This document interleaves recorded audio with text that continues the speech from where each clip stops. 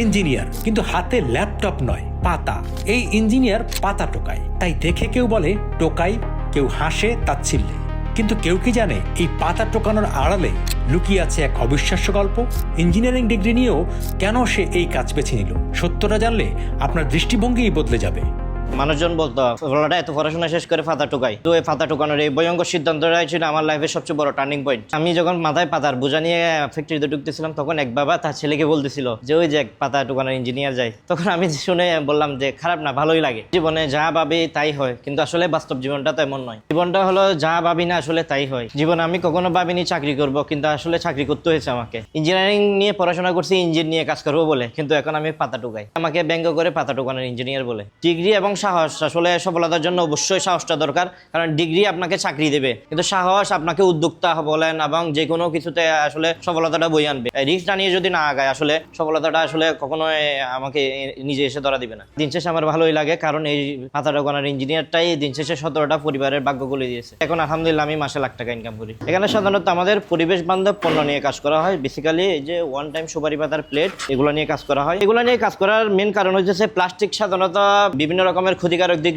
রয়েছে। হয়তো তুলনাভাবে কিছুটা কম টাকায় পাওয়া যায়, সস্তায় পাওয়া যায়, এগুলো তুলনাভাবে একটু দাম বেশি, কিন্তু প্লাস্টিকের যে মাইক্রোফাইবার স্বাস্থ্যের জন্য ক্ষতিকর। সেক্ষেত্রে এই জিনিসগুলো ব্যবহার করলে আমাদের মাঠে ঘাটে যেখানে ফেলুক না কেন, এগুলো মাটির সাথে মিশে যায়, স্বাস্থ্যের জন্য সবচেয়ে উপকারী জিনিস। এটা সুপারি পাতা দিয়ে কেন করা হয়, কারণ হচ্ছে অন্য কোনো পাতা দিয়ে করলে সাধারণত পাতার থিকনেসটা পাতলা থাকে, খাবার সার্ভ করলে যেমন ধরেন পড়ে যাওয়ার সম্ভাবনা থাকে। সুপারি পাতার গুলো হচ্ছে অনেক রকমের ওয়েট গেইন করতে পারে, এই জন্য আমরা এই সুপারি পাতার প্লেট দিয়ে বানানো হয় এগুলো। আমি মূলত পেশায় একজন টেক্সটাইল ইঞ্জিনিয়ার। ছোটবেলা থেকে আমার ইচ্ছে ছিল, কিন্তু আমি মূলত ব্যবসা করব। তো আমি পড়াশোনা শেষ করে প্রথমে চাকরিতে জয়েন করি, শেষের দিকে এসে ডিসিশন নিই যে ব্যবসা করব।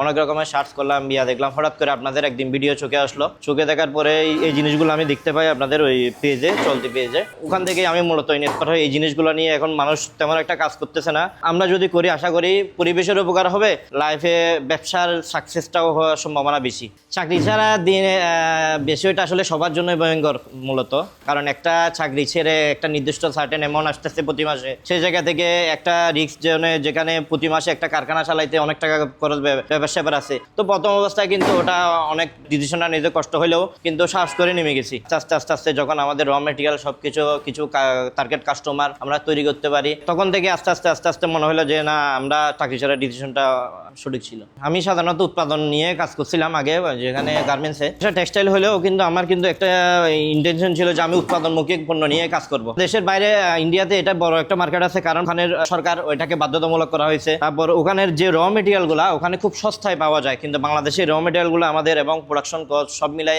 কস্টিংটা বেশি, তো যার কারণে এটার আমাদের প্লাস্টিকের তুলনায় এখানে একটু প্রাইসটা বেশি। আমি যে আগে প্রতিষ্ঠানে কাজ করতাম, সেই প্রতিষ্ঠানে কিন্তু ওনার প্রোগ্রামে, প্রতিটা প্রোগ্রামে কিন্তু আমাদের সুপারি পাতার প্লেটগুলো নিয়ে যায়, ওনারাই ব্যবহার করে। এবং এছাড়া বাংলাদেশের অনেক ভালো ভালো প্রতিষ্ঠান এখন আমাদের কাছ থেকে পণ্য নিয়ে ওনাদের প্রোগ্রামগুলোতে ব্যবহার হচ্ছে। এটা আমার কাছে অনেক বড় একটা প্রাপ্তি। আলহামদুলিল্লাহ বর্তমানে আমাদের যে পরিমাণ সারা পাচ্ছি, আগামী 10 বছরে ইনশাল্লাহ আমরা চিন্তা করতেছি প্লাস্টিকটা হয়তো ব্যবহার 10 থেকে 15% চলে আসবে। আসলে প্রতিটা সেক্টরে কিন্তু রিস্ক আছে, শুধু এই ব্যবসায় না, প্রত্যেক সেক্টরে কিন্তু রিস্ক আছে। সেক্ষেত্রে আমি এই প্রোডাক্টটা নিয়ে রিস্ক নিছি বলে আলহামদুলিল্লাহ আমি এই পর্যায়ে বুঝাইতে পারছি। আমাদের কিছু এখন টার্গেট কাস্টমার এখন তৈরি হয়ে গেছে, যেগুলো প্রতি মাসেই আমাদের ওখানে প্রোডাক্ট দেওয়া লাগে। আমি টেক্সটাইল পরে সম্পূর্ণ একটা আলাদা একটা সেক্টরে কাজ করতেছি এখন। যদি কথা বলতে পারতো তাহলে সে হয়তো বলতো যে আমাকে ভুল জায়গায় নিয়ে কাজ করতেছস।